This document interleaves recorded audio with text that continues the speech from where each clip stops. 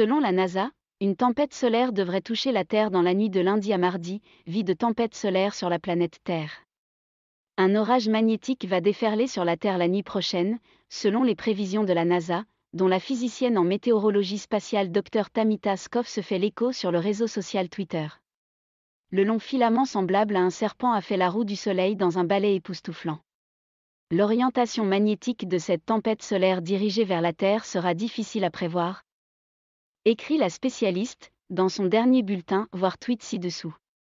Des conditions de niveau G2, éventuellement G3, une classification qui correspond à un événement d'intensité modérée, peuvent se produire si le champ magnétique de cette tempête est orienté vers le sud, précise-t-elle. Ce phénomène, bien connu des astronomes, est la conséquence de l'accumulation d'énergie à la surface de notre étoile.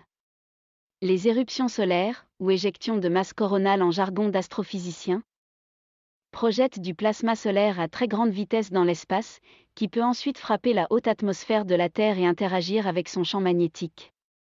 En général, nous sommes bien protégés du Soleil, déclarait Aurélie Marchaudon, chercheuse à l'Institut de recherche en astrophysique et planétologie IRAP, dans un article paru l'an dernier sur le site du CNRS.